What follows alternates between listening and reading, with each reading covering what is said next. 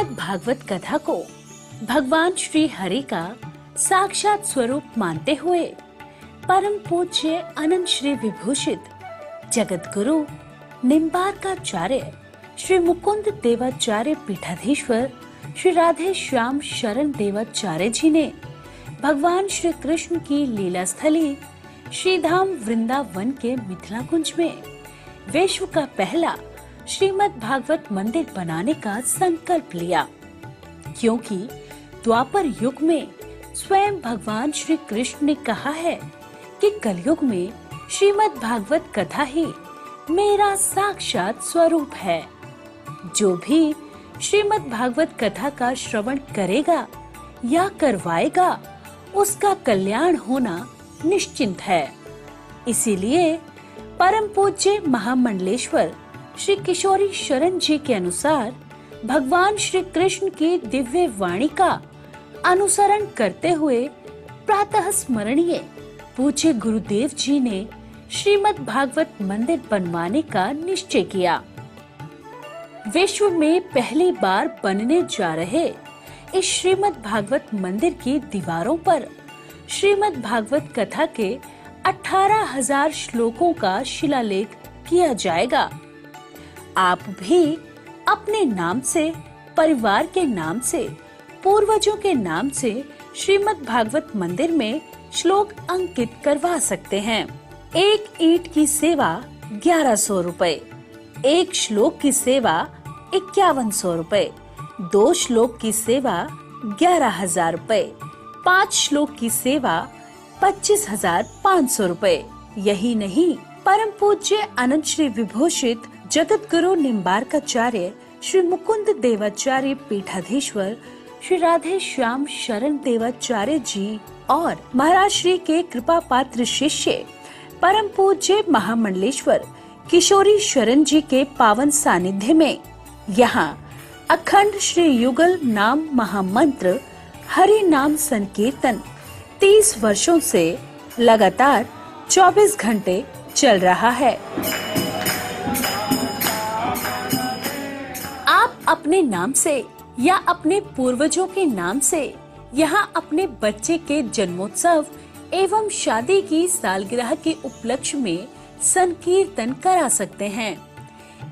एक दिन की संकीर्तन सेवा 1500 रुपए, एक माह की संकीर्तन सेवा 15,000 रुपए, अखंड संकीर्तन सेवा 21,000 रुपए देकर आप आजीवन संस्था के सदस्य बन सकते हैं। आपके नाम से मरण उपरांत तक संकीर्तन, एक संत का भोजन, गो सेवा चलती रहेगी। संस्था द्वारा आपको प्रमाण पत्र भी मिलेगा, जिसमें आप आजीवन सदस्य रहेंगे। आप संकीर्तन एवं संत सेवा, गौ सेवा हेतु श्रीधाम वृंदावन के मिथिला कुंज आश्रम में साधु संत सेवा अन्य क्षेत्र में सहयोग कर सकते हैं। 21 संत की सेवा 2100 रुपए, 51 संतों की सेवा 5100 रुपए, संपूर्ण भंडारा सेवा 11,000 रुपए। आप अपने बच्चे के जन्मदिन पर, शादी की सालगिरह पर माता पिता के नाम से, पूर्वजों के नाम से संकीर्तन संत सेवा करवाकर पुण्य के भागी बने और अक्षय पुण्य प्राप्त करें। महाराज श्री के इन पावन प्रकल्पों से जुड़ने के लिए हमारे संपर्क सूत्र इस प्रकार हैं: 8979 929 835, 7817 968 196। यदि आप भी महाराज श्री के इन पावन प्रकल्पों से जुड़ना चाहते हैं तो हमारी अकाउंट डिटेल्स इस प्रकार हैं। Account holder name Mithila Kunj, branch Vrindavan, account number 158505001309, IFSC code ICIC 0001017। तो आप भी महाराज श्री के इन पावन प्रकल्पों से जुड़कर अपनी इच्छा अनुसार दान देकर पुण्य के भागी बन सकते हैं।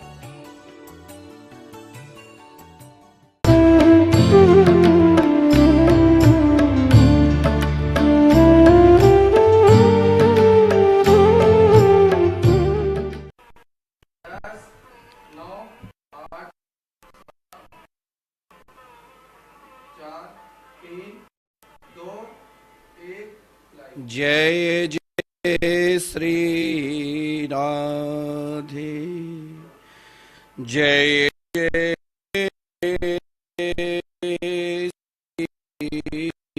श्री राधे। उपस्थित सभी भगवान नाम प्रेमी श्रोतागण तथा टीवी चैनल के माध्यम से आप सब अपने घर पे नित्य ठीक 7:30 बजे आप नित्य संतवाणी चैनल के माध्यम से श्री धाम वृंदावन से निरंतर भगवान नाम की महिमा, नाम संकीर्तन की महिमा नित्य श्रवण कर रहे हैं।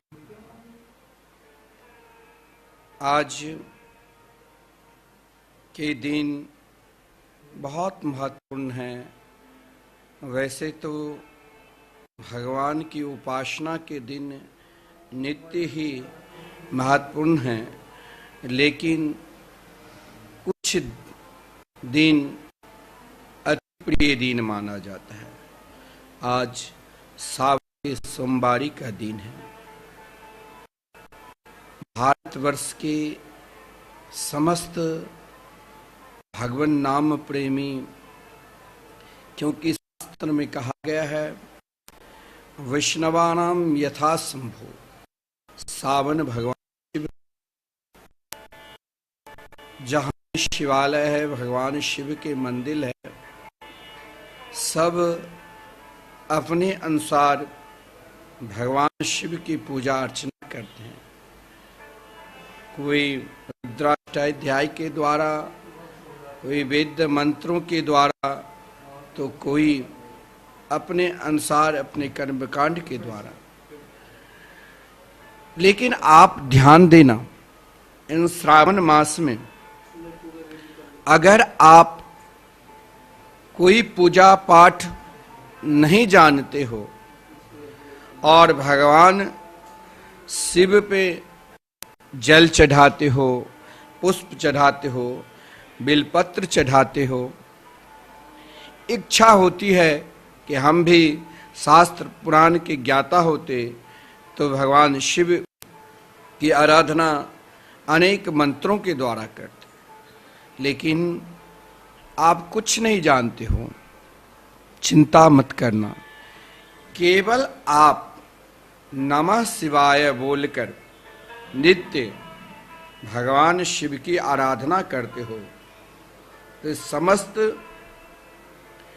वेदों की ऋचाएं के द्वारा यानी भगवान शिव की आराधना करते हैं, उससे अधिक प्रसन्न नहीं होकर जो केवल एकमात्र नमः शिवाय बोलकर भगवान शिव की आराधना करते हैं। और मैं आज आपको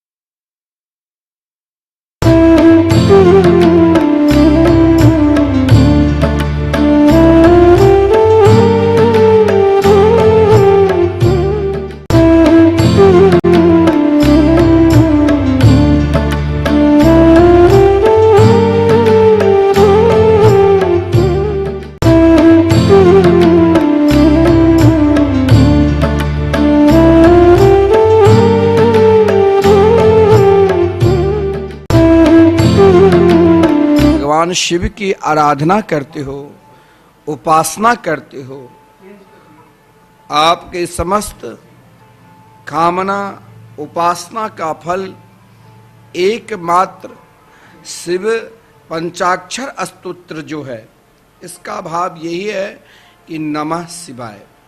मैं आपको नित्य, एक सज्जन ने कहा कि हमें आपसे भागवत की कथा करानी है। मेरे पास उतना धन नहीं है, लेकिन आपके द्वारा कथा सुनिए। मैंने कहा आपसे मैंने तो धन नहीं मांगा।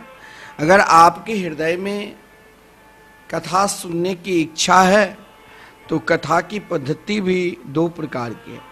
अगर आप संगीत के साथ कथा सुनते हो तो वहाँ कलाकार आते हैं, और कई लोग रहते हैं, आजकल झांकी भी चलने लग गया है, तो उनकी व्यवस्था करनी पड़ेगी। अगर आप केवल मेरे द्वारा ही भागवत कथा श्रवण करना चाहते हो, साथ में एक पंडित जी रहेंगे, जप भी रहेंगे, आपको जो इच्छा हो प्रदान कर देना। तो आगे कथा है जयपुर में। तो कहने का तात्पर्य, जीवन की इच्छा और जीवन की लालसा है कि हम भी बड़े धूमधाम के साथ आज प्रथम सोमवारी को भगवान शिव की आराधना करें। लेकिन ना मेरे पास समय है, किसी को व्यापार देखना है, किसी को अन्य बहुत सारे काम हैं, समय नहीं है। ऐसा कौन सा उपाय करूं जो कम समय में ही भगवान शिव की आराधना करने से समस्त शिव अर्चन का फल मिल जाए। तो कम समय के लिए एक ही मात्र, अगर आप कम समय में अपना कल्याण चाहते हो तो एकमात्र सज्जनों यही उपाय है कि नमः शिवाय। इन नमः शिवाय के द्वारा ही आप जल चढ़ाओ, पुष्प चढ़ाओ, अक्षत चढ़ाओ, बेलपत्र चढ़ाओ, दूध चढ़ाओ,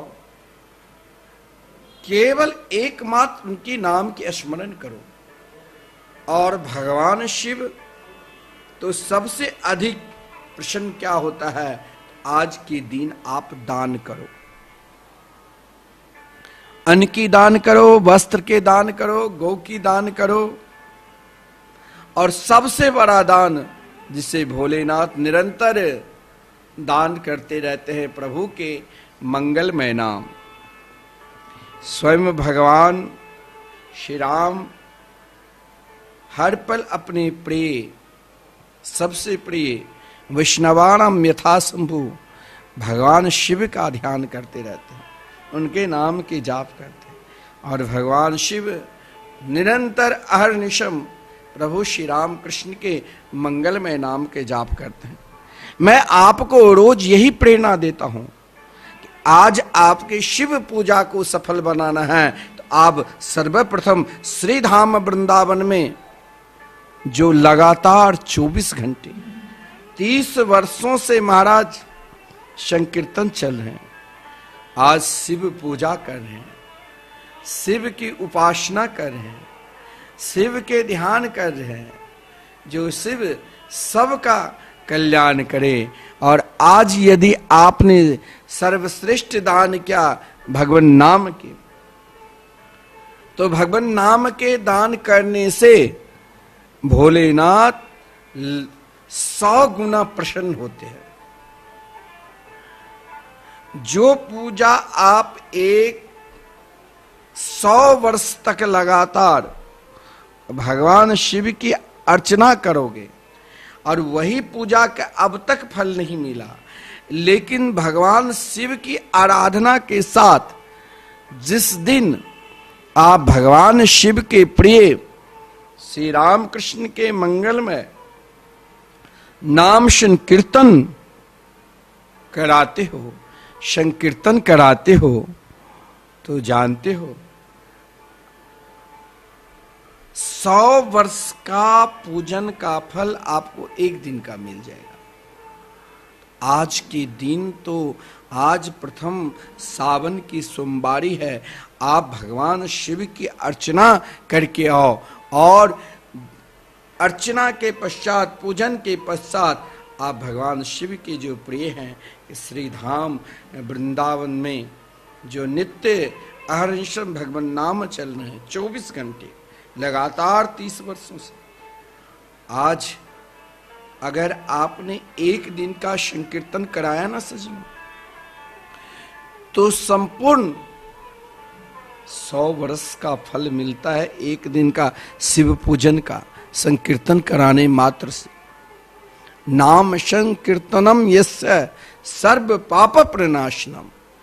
आज के दिन केवल आपने संकल्प लिया कि हमें श्रीधाम वृंदावन में एक दिन का संकीर्तन कराना है, और संपूर्ण सावन में 1 माह करा लिया तो फिर कहना ही क्या।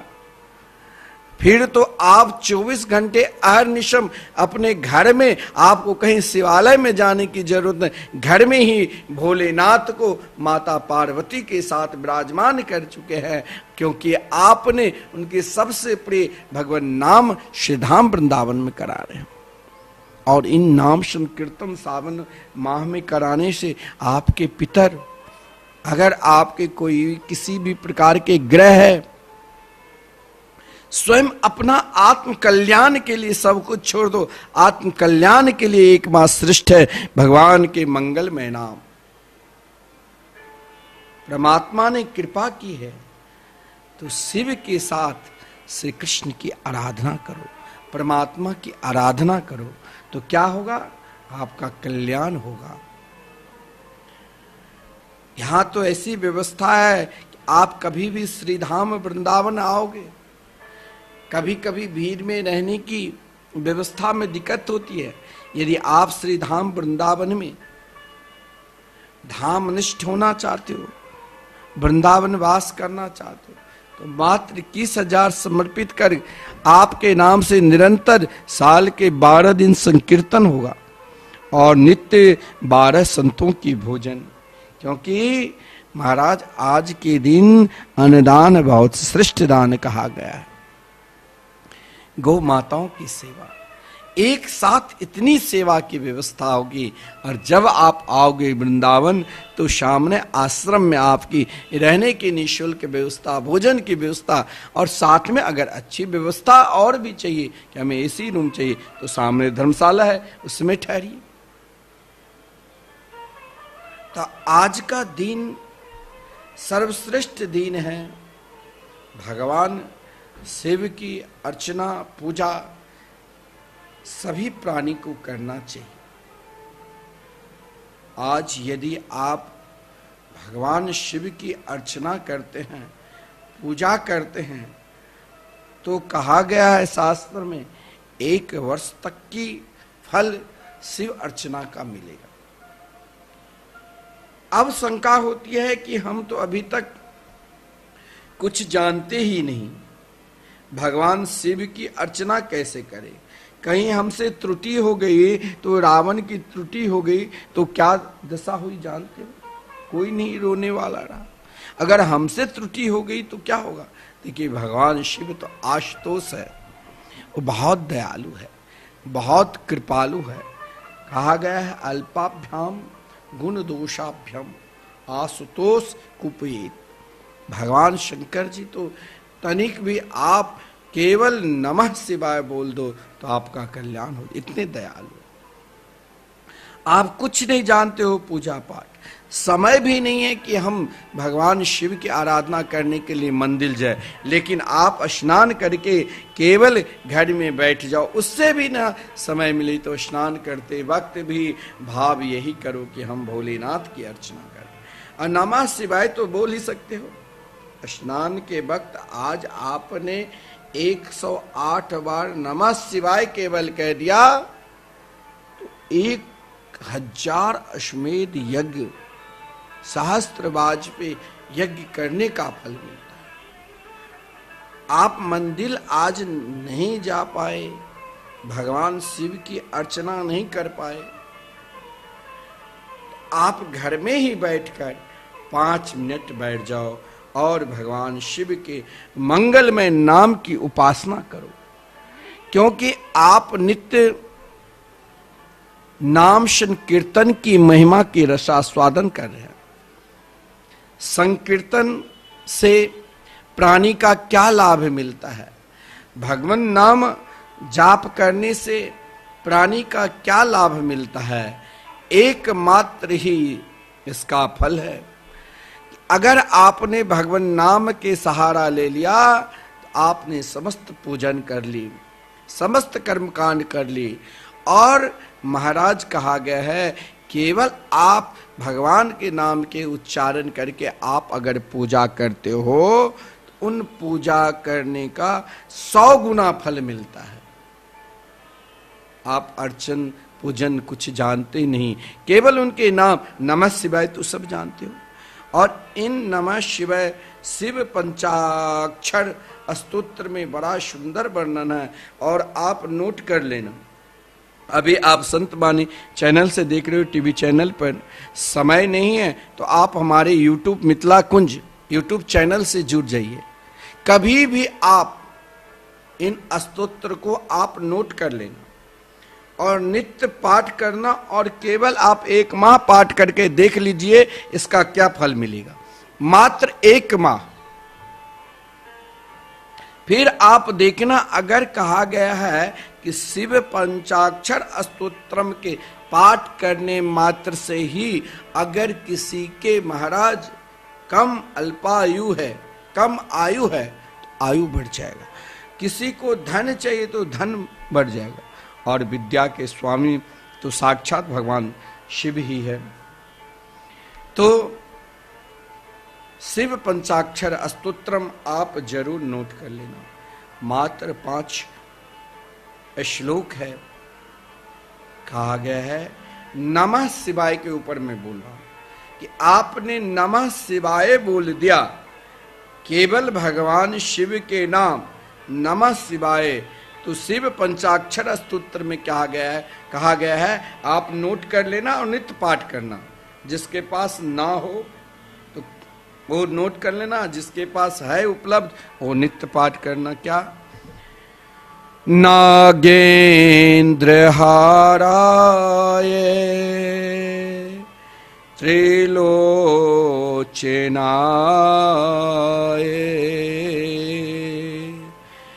भस्मांगरागाय महेश्वराय नित्याय शुद्धाय दिगंबराय तस्मै नकाराय नमः शिवाय। मैं आपको भगवान शिव के मंगलमय नाम में क्या विद्यमान है और भगवान शिव के मंगलमयी नाम से प्राणी मात्र का क्या कल्याण होता है, मैं इस पर बता रहा हूं। आप ध्यान देना। आपका जो प्रश्न है कि नमः शिवाय से बोलने से क्या संपूर्ण शिव पूजा की फल मिल जाएगा, संपूर्ण शिव उपासना की फल मिल जाएगा? हाँ, बिल्कुल मिलेगा। लिखा है जिनके कंठ में सर्पों की हार है और जिनके 3 नेत्र है, भस्म ही जिनका अंगराग है, दिशाएं ही जिनका वस्त्र है। आहा, जय हो प्रभु। उन शुद्ध अविनाशी महेश्वर नकार स्वरूप शिव को नमस्कार है। मैं आपको बता रहा हूं नमः शिवाय। अभी आप आगे मत बढ़ जाना। 9 का केवल अर्थ बताया और मौ का सुनिए।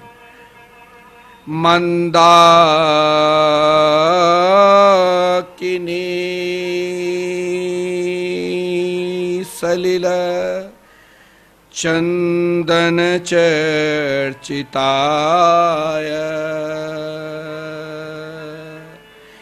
नंदेश्वर प्रमथनाथ महेश्वराय मंदार पुष्प बहुपुष्प सुपूजिताय तस्मै मकाराय नमः शिवाय। 9 का अर्थ आपने समझ लिया। अब म नम मंदाकिनी सलिला चंदन चर्जिताय। गंगाजल और चंदन जिनकी अर्चा हुई है। आज आपने भगवान शिव की अर्चना पूजन करते हैं तो गंगाजल जरूर ले जाते हैं, और साथ में शिव के चंदन। देखिए भगवान शिव चंदन सभी प्राणी को लगाना चाहिए। जो सनातन धर्म प्रेमी हैं उन सभी को चंदन लगाना चाहिए। चंदन लगाने से क्या लाभ मिलता है? भगवान शिव ललाट पे सदा चंदन क्यों लगा कर रखते हैं? चंदन लगाने से आपको कभी भी भूत प्रेत योनि में जन्म नहीं लेना पड़ेगा। कभी भी आपके ऊपर तंत्र मंत्र भूत प्रेत का प्रयोग नहीं होगा। केवल एकमात्र मस्तक पर चंदन, चाहे आप चंदन ऊर्ध्वपुंड लगाओ, चाहे त्रिपुंड लगाओ, चाहे ना भी कुछ मिले तो स्वयं पृथ्वी से मिट्टी लेकर स्पर्श करा लो। उससे भी ना हो तो जल से चंदन कर लो। लेकिन चंदन सभी सनातन धर्म प्रेमियों को जरूर करना चाहिए। लिखा है गंगाजल और चंदन से जिनकी अर्चा हुई है। और भगवान के प्रिय पुष्प क्या है जानते हो? मंदार पुष्प तथा अनन्य कुसुमों से जिनकी सुंदर पूजा हुई है। उन नंदी के अधिपति प्रथम गणों के स्वामी महेश्वर मकार स्वरूप शिव का नमस्कार है। शिव पंचाक्षर स्तोत्र में केवल भगवान शिव के नाम की महिमा को सर्वोपरि बता दिया है। अगर आप किसी भी प्रकार की पूजा पाठ नहीं जानते हो और आज सोमवारी आप व्रत कर रहे हो तो घर में बैठकर केवल नमः शिवाय को आपने जाप कर लिया तो संपूर्ण पूजा का फल आपको मिलेगा। साथ में आपके हृदय में जिस प्रकार की कामना है उन कामना को भोलेनाथ पूर्ण करेंगे केवल नमः शिवाय से। नम का अर्थ आप जानेंगे। अब शिवाय, शिवाय गौरी बदनाब्ज वृंद सूर्याय दक्षाध्वरनासिकाय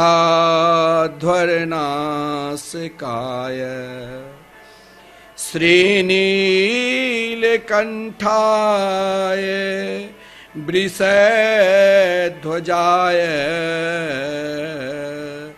तस्मै शिकाराय नमः शिवाय। शिव जो कल्याण स्वरूप है। जीवन में यदि आप अपना कल्याण चाहते हो तो भगवान शिव की शरणागति, उनके मंगलमय नाम की शरण।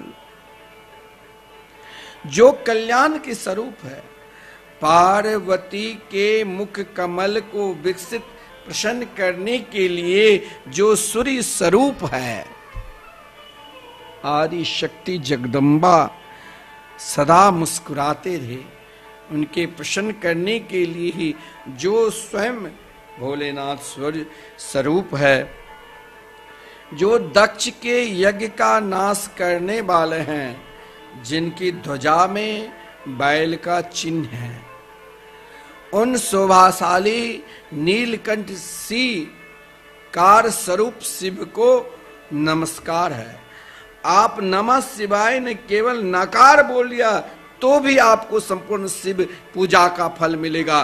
केवल मकार बोल दिया तो भी आपको संपूर्ण शिव पूजा का फल मिलेगा। और केवल कार बोल दिया तो संपूर्ण शिव सेवा का फल मिलेगा। और संपूर्ण नमः शिवाय बोल दिया तो उसके कहने की क्या जरूरत। देखिए आज आपको एक छोटा सा उपाय बता रहा हूं। और जिस किसी को ये अगर किसी भी प्रकार के परेशानी है, लगता है कि उनके घर पर कोई तंत्र कर रहा है, घर बांधा हुआ है, किसी ने बांध रखा है, घर में भूत पिशाच या तंत्र मंत्र का प्रयोग हो रहा है, तो आप घबराना नहीं। आप अपने घर के मुख्य द्वार पे ध्वजा में या एक सफेद या काले वस्त्र में बैल का चित्र बना दो, क्योंकि बैल धर्म के प्रतीक है। और चारों तरफ त्रिशूल का चित्र लगा दो और सामने घर के द्वार पर ध्वजा की तरह रख दो।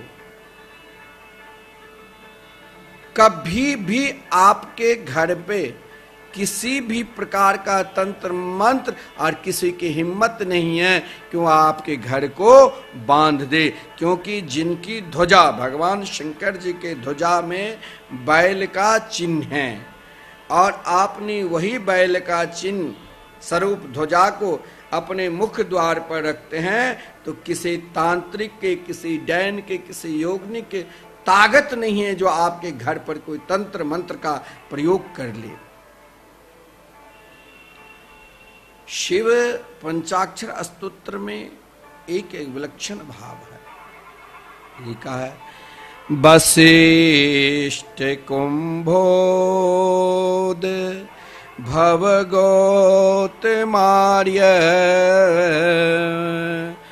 मुनीन्द्र देवार चित शेखराय चंद्रार्क वैश्वा नरलोचनाय तस्मै बकाराय नमः शिवाय।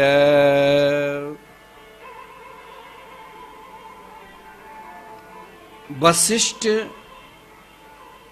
श्री अगस्त जी, श्री गौतम आदि श्रेष्ठ मुनियों के द्वारा, इंद्र आदि देवताओं के द्वारा जिनके मस्तक की पूजा की है, चंद्रमा, सूर्य और अग्नि जिनके नेत्र है, उन बकार स्वरूप शिव को नमस्कार है। नमः शिवाय। आपसे मैंने कहा आप अपने जीवन को केवल भगवान के मंगलमय नाम में समर्पित हो जाओ। नमः शिव का अर्थ, अभी यकार बाकी है। यकार में क्या भाव है? तो यक्ष स्वरूपाय जटाधराय पिनाकहस्ताय सनातनाय दिव्याय देवाय दिगंबराय तस्मै यकाराय नमः शिवाय। जिन्होंने भोलेनाथ यक्ष स्वरूप धारण किया है, जो जटाधारी है, जिनके हाथ में पिनाक है, जो दिव्य सनातन पुरुष है, उन दिगंबर देव यकार स्वरूप शिव को नमस्कार है। अब आप ध्यान देना कि सनातन धर्म क्या सर्वोपरि है, जिनके साक्षात पुरुष स्वरूप भगवान शिव है, क्या कोई दुष्ट, कोई पापी कभी नष्ट कर सकते हैं? ताकत है किसी के? वो तो महाराज धर्म के साथ अधर्म भी है। अधर्म का भी प्रकट पीठ से हुआ। जब भगवान ने सृष्टि की रचना की तो धर्म के साथ अधर्म की लड़ाई तो चलता रहेगा, लेकिन मुझे झुकना नहीं है। मुझे तो निरंतर भगवान की आराधना करनी है, उपासना करनी है। पंचाक्षरमिदं पुण्यम य पठे शिव सन्निधो शिवलोकमवाप्नोति शिवेन स मोदिते।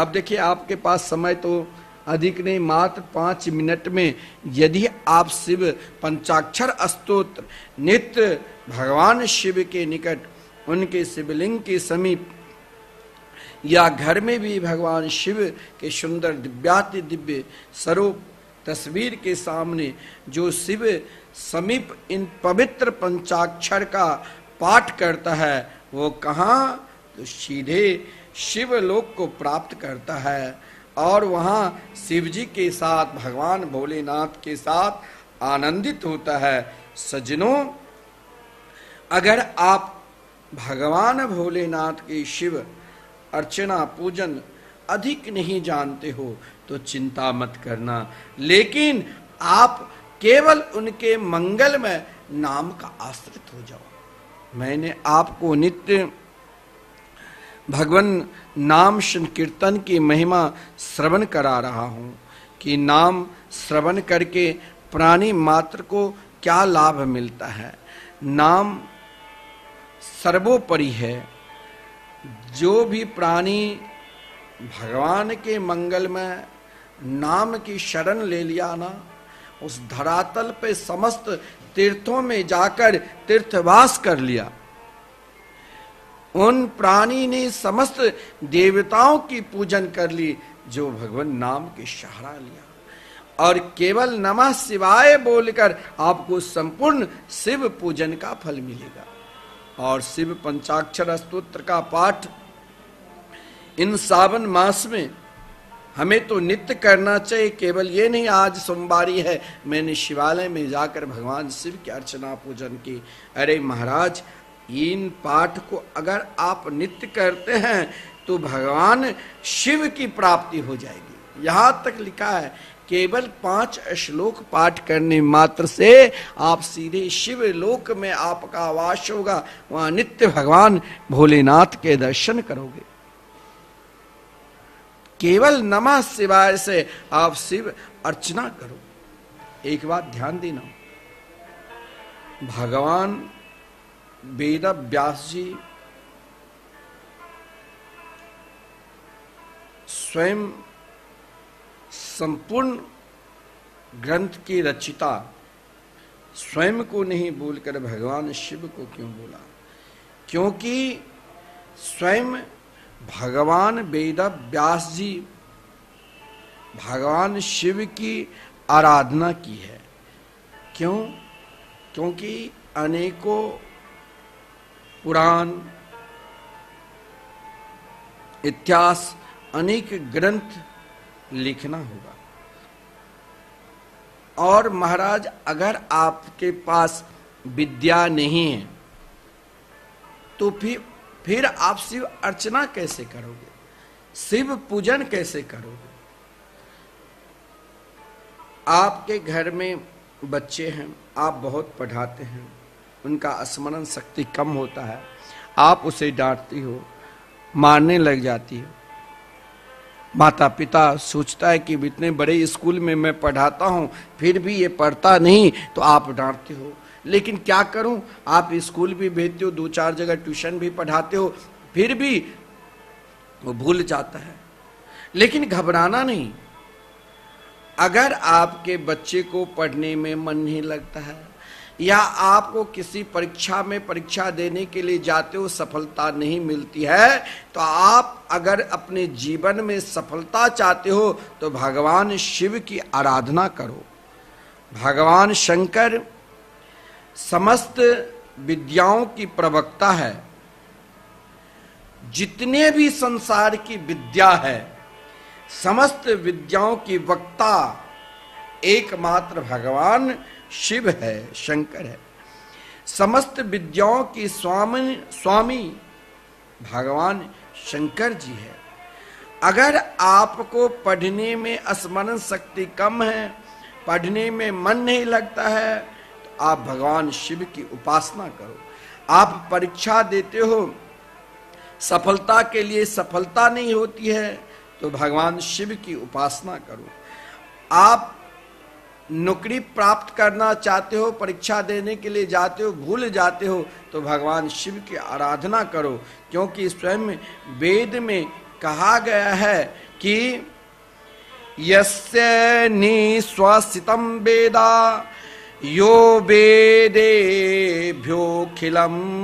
जगत् निर्ममे तमहं वन्दे विद्यातीर्थं महेश्वरम्।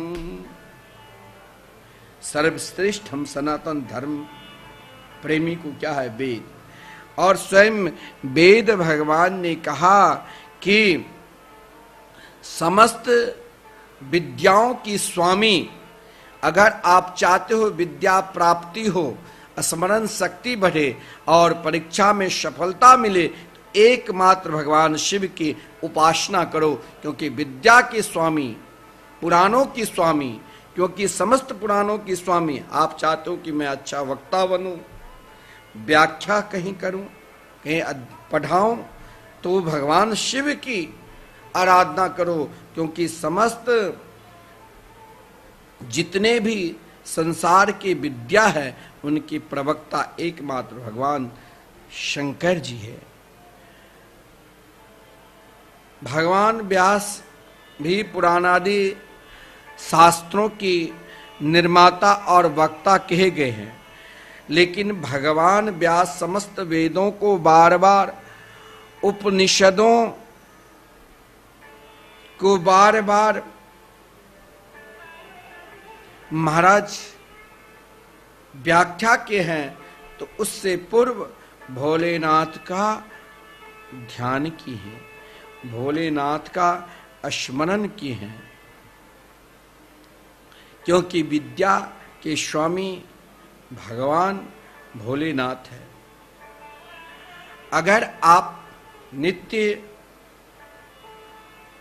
प्रातः काल उठकर आप विद्यालय जाते हो, पढ़ने के लिए जाते हो, तो नित्य आपको 5 मिनट, अरे ना समय रहे तो कम से कम 108 बार नमः शिवाय बोलकर ही आप विद्या अध्ययन प्रारंभ करो।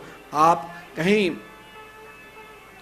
परीक्षा देने के लिए जाते हो तो भगवान शंकर जी के मंगल में नाम 108 बार बोलकर ही जाओ, और विद्या के स्वामी भगवान शंकर जी है।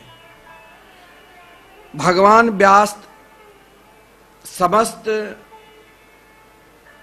वेदों को बार बार उपनिषद बंधन करने के कारण वेद व्यास नाम से प्रसिद्ध है, क्योंकि इतिहास, पुराण, उपपुराण, ब्रह्मसूत्र आदि धर्म शास्त्रों को योग दर्शन आदि भाष्यों के रचता होने के कारण कहा गया यत्र भासते तन्न भारते व्यासोच्छिष्टम जगत सर्वम आदि अनुसार विश्व का सारा ज्ञान विज्ञान भगवान व्यास के ही उच्छिष्ट है। अतः देखिए, मैंने कहा व्यास जी भी भगवान शिव की उपासना की है। यन्ना भारते तन्ना भारते कहा गया है। व्यासोच्छिष्टम जगत सर्वम, सब कुछ व्यास जी का ही मानो कृपा है। उनके कृपा रूपी प्रसाद ही आज जगत में मिला है। और व्यास जी स्वयं भगवान नारायण का स्वरूप है। व्यासो नारायण साक्षात के अनुसार भगवान व्यास साक्षात नारायण और शिव है। शिव पुराण, स्कंद पुराण, वायु पुराण, ब्रह्मांड पुराण आदि में अधिकांश पुराणों उपपुराणों में विशुद्ध, आप जब इन पुराणों का अध्ययन करेंगे तो विशुद्ध शिव महिमा की भरी परी है। भगवान शिव की महिमा अनंत है, अलौकिक है।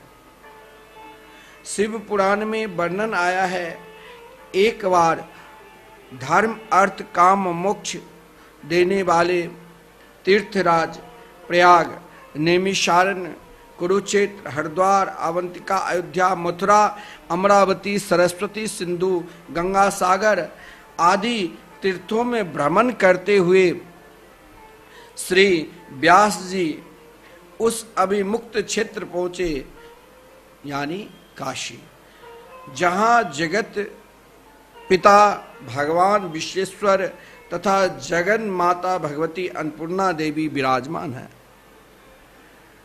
यहां आकर उन्होंने समस्त देवी देवताओं को दर्शन किए, शास्त्र विधि के समस्त वापी कूप सरोवर कुंडों यथा विधि से स्नान दान करते हुए जब व्यास जी मणिकर्णिका घाट पर विश्राम किया, तदनंतर विनायक आदि देवगणों को संतुष्ट करके आलस रहित होकर पितृ तीर्थों आदि देवगणों को संतुष्ट करके महाराज पितृ तर्पण किया और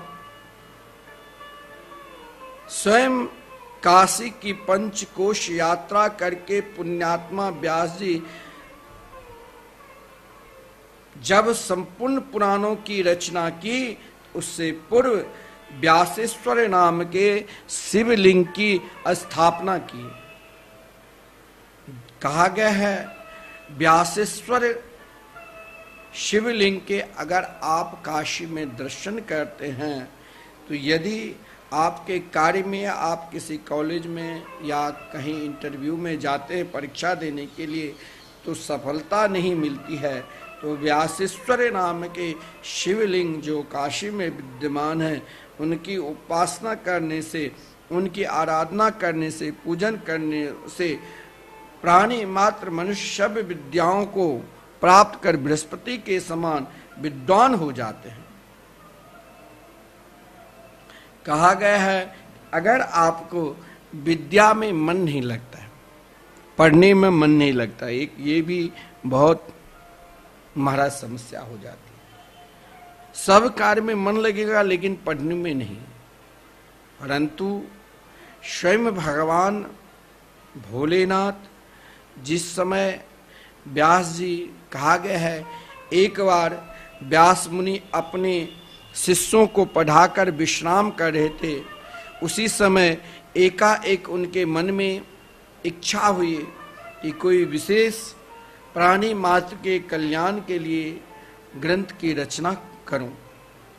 उन्होंने सोचने लगा कि ग्रंथ रचना से पूर्व कौन से देवी देवताओं की आराधना करूं जिससे मुझे ग्रंथ रचना में किसी भी प्रकार के विघ्न न हो।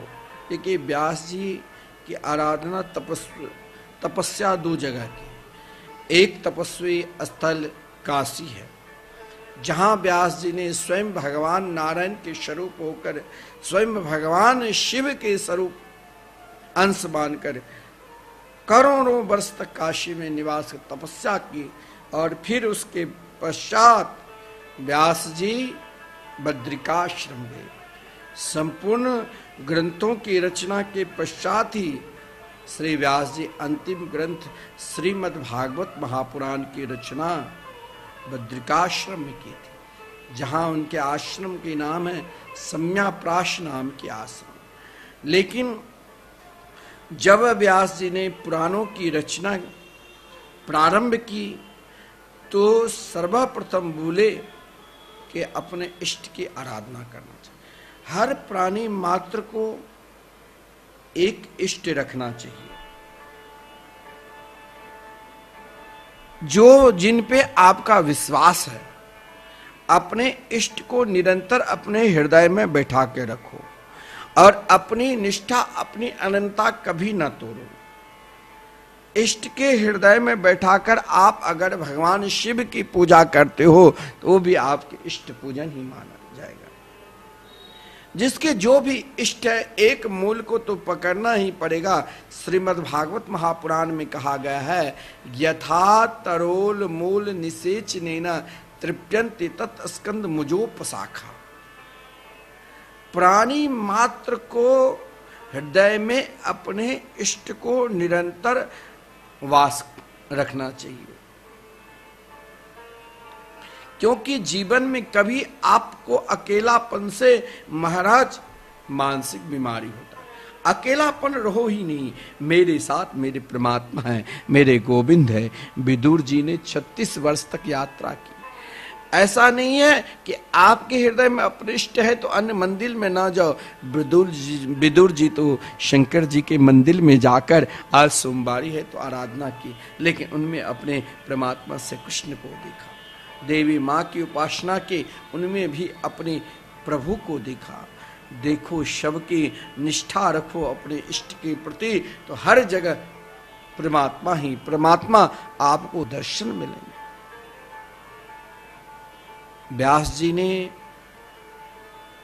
अनेकों वर्ष तक भगवान शिव की आराधना की, उपासना की, और उन उपासना के स्वरूप स्वयं भगवान शिव ने व्यास जी को दर्शन दिया। और दर्शन के उपरांत देखिए, आपको यदि पढ़ने में मन नहीं लगता है, आप एक काम और जरूर करना। क्या? तो सर्वश्रेष्ठ भगवान शिव के कुछ नाम हैं, क्योंकि स्वयं भगवान शिव जी ने जब व्यास जी को दर्शन दिया तो व्यास जी से भगवान शिव ने अपने 40 नाम कहा। इन नाम को लेने के पश्चात ही आप ग्रंथ की रचना करना। व्यास जी ने जब प्रभु के दर्शन किया तो स्वयं भगवान शिव से निकला हुआ यह श्रेष्ठ स्थान है। जो प्राणी मात्र के समस्त कामनाओं की इन शिव के 40 नाम लेने से समस्त कामनाओं की सिद्धि होगी। और आज के दिन आप जरूर इन नामों की नित्य आप कम से कम 40 दिन तक ये नाम लेकर रात्रि में विश्राम करने जाओ और देखो क्या आनंद मिले।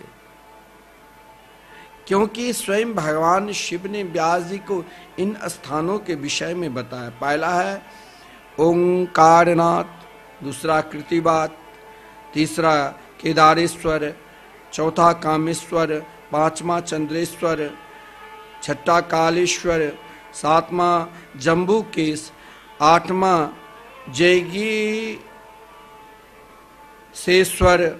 नौवां दशाश्वमेधेश्वर, 10वां द्रुम चंडकेश, 11वां गंडकेश, 12वां गोकर्णेश, 13वां गणेश्वर, 14वां धर्मेश, 15वां प्रसन्न नव दनेश, 16वां तारकेश्वर, 17वां मारुतेश, 8वां 19वां नंदिकेश, निवासेश, 35 पशुपति, हाटकेश्वर, तिल भांडेश, भारभूतेश्वर, विश्वेश्वर, मुक्तिनाथ, अमृतेश, भुवनेश्वर, विश्वेश्वर, सिद्धेश्वर, अजेश्वर, पार्वतीश्वर, हिरण्यगर्भेश, रामेश्वर, थानेश्वर, रत्नेश, कोटि रुद्रेश, कमलेश्वर और वीरेश्वर, मध्येश्वर आदि अनेक नाम भगवान शिव जो अनेक शिवलिंग से विख्यात है। स्वयं भगवान शिव ने अपने शिवलिंग के नाम व्यास जी से कहा कि इन नाम को आप आराधना करो।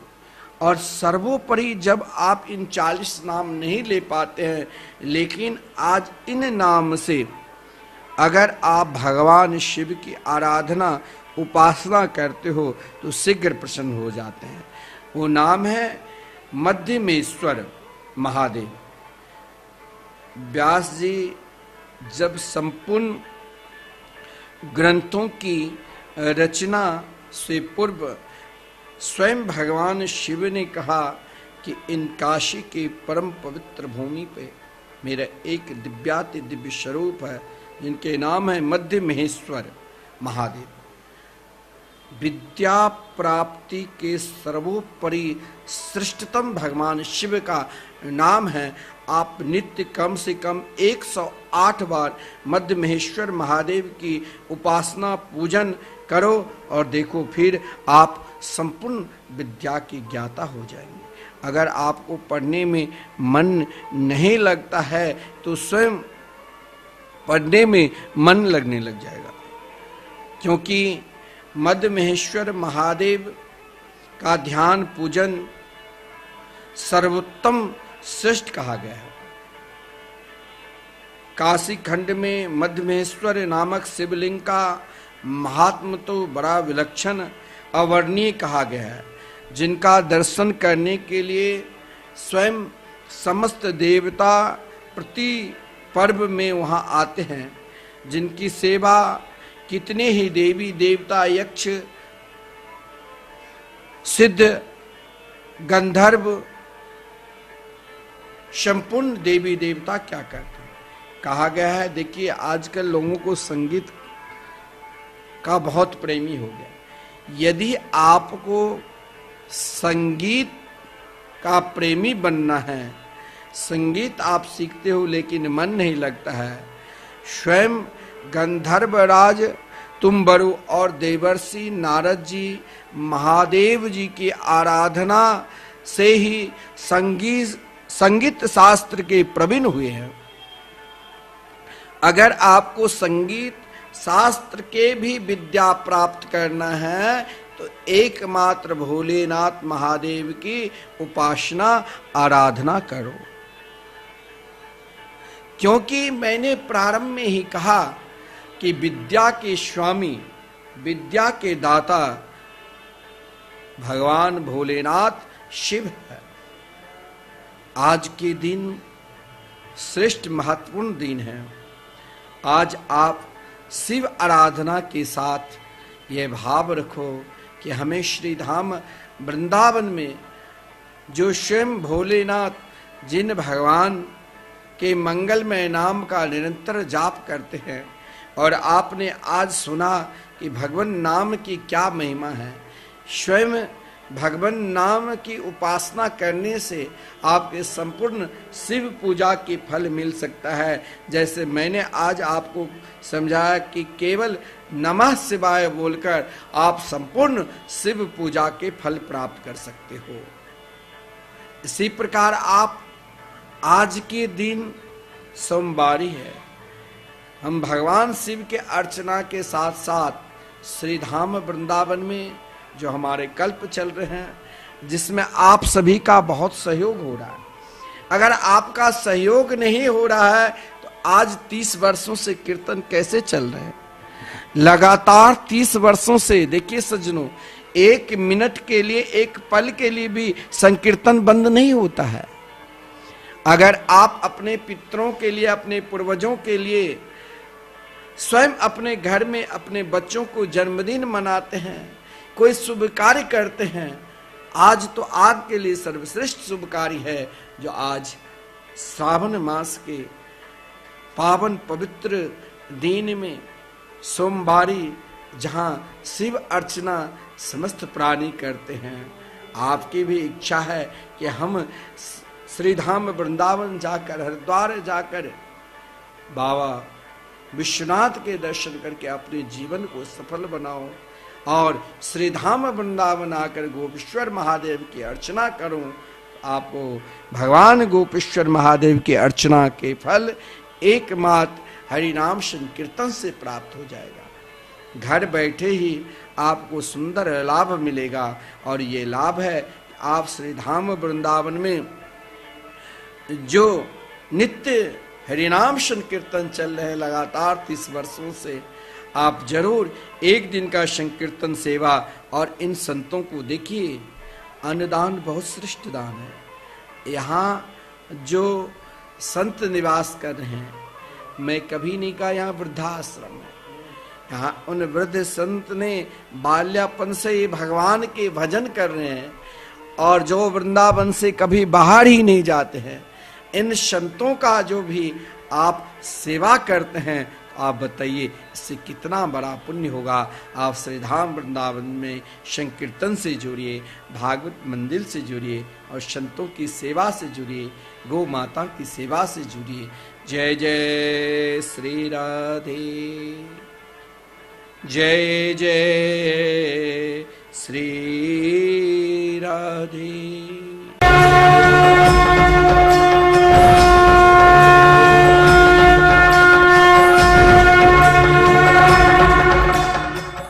दूर करने मत प्रकट रहे, रावण को मारने मत प्रकट रहे, वापस जाने के लिए मत प्रकट रहे। तो यहाँ पर मौजूद है, मेरा है, अपना है, प्रकट रहे कि मेरे बच्चे आज मुझे पुकार रहे हैं, प्रकट रहे, प्रकट रहे, प्रकट रहे।